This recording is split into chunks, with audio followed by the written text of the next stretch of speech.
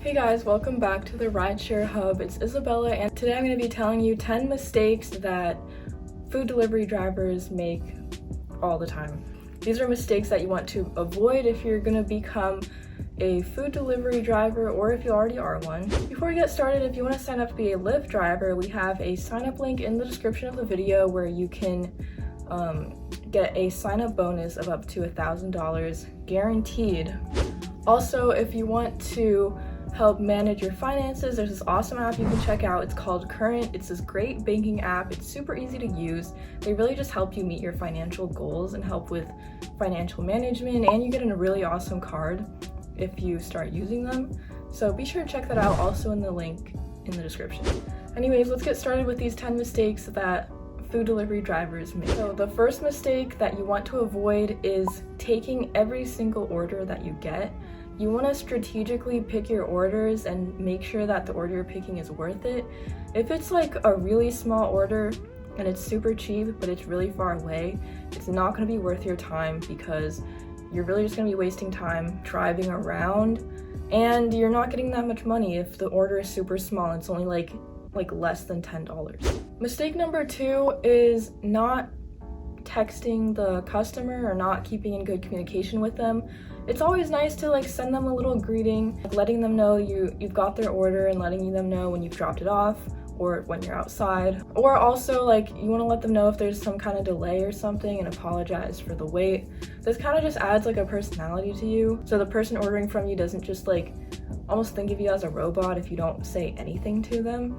So it's always good to keep good communication with the person you're delivering to. Mistake number 3 is not storing the food properly.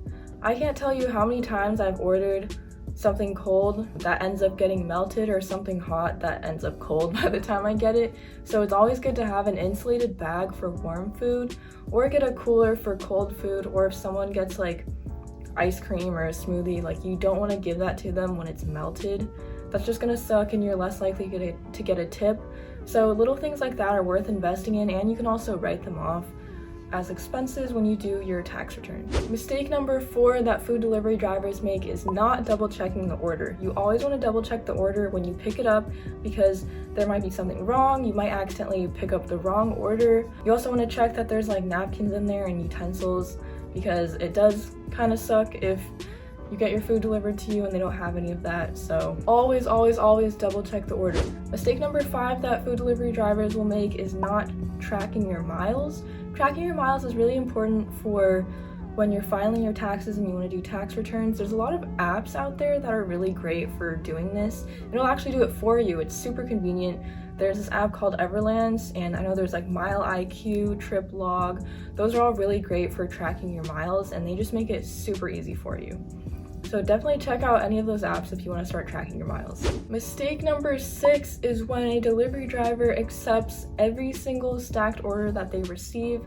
A stacked order is when you have 2 orders at the same time and you drop one off before the next one. So you want to pick up stacked orders that make sense, and you want to go to them that are along the way, because if you have one order here and then one way over here and you're making a huge detour, it's not worth it.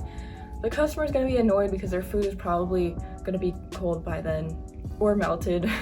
And then also it's just using a lot of extra time and a lot of extra gas when if you have stacked orders that are literally along the way to each other, then it's way easier. It just makes way more sense. The 7th mistake that delivery drivers tend to make is not doubling up on apps. If you're up for it, it's always good to use 2 delivery driver apps at the same time, because you can have both of them on and wait to see whichever app you get the best order on, accept that order, and then as you're about to finish that, you can turn the other app on. That way you can really just get orders back to back rather than having downtime where you're just sitting waiting around for the next order. And there's more variety to see where you'll get a better order from. That's more worth it for you, where you'll make more money. So it's always good to try doubling up on apps. Mistake number 8 that people make is that they don't drive at the right times. there are certain time periods where people are ordering food way more than other times. Like, let's say during the week, during lunch rush, probably like 11 a.m. to 2 p.m., a lot of people are ordering food, especially if they're at work. They might not have time to like go out and get food and didn't bring food. They're just gonna want to order, so it's always good to be driving around those times. And dinner time to late at night, like 5 p.m. to 11 p.m. I'd say is also a good time, because people will be ordering dinner or just want like late night food. And then on the weekends, people always order on the weekends too, so those are like prime times to be looking for food deliveries. Mistake number 9 is not waiting in good areas. You want to wait in areas that have a high density in restaurants, just have a lot of people. That way you're more likely to get a really good order. Also, if you stay in a place that has like relatively nicer restaurants, you might get a bigger order that costs more, and then you'll probably get paid more. It's always good to wait in those good areas, and if you know your city really well, the town that you're in, then you'll probably know which areas are like the most popular. Alright, mistake number 10, this isn't like that bad, but it could help if you like don't do this, but it's not having a good profile picture. You want to have a nice profile picture that makes you look friendly and, you know, like someone that you'd want to give a tip to, because if you're just not smiling in your photo or it's like a really poor quality photo, then subconsciously the person like may not want to tip you or like may think you're unfriendly, you know what I mean? It's just kind of like how your psychology works.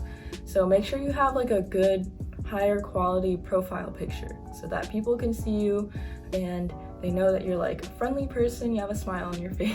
So anyways, those were my 10 food delivery driver tips that I have for you. I hope they were helpful if you're already a food delivery driver or if you want to be one. Again, we have a sign up link in the description if you'd like to become a Lyft driver. If you sign up with that link, you get a bonus guaranteed up to $1,000. So be sure to check that out. Anyways, thank you so much for watching. I'll see you in the next video. Bye.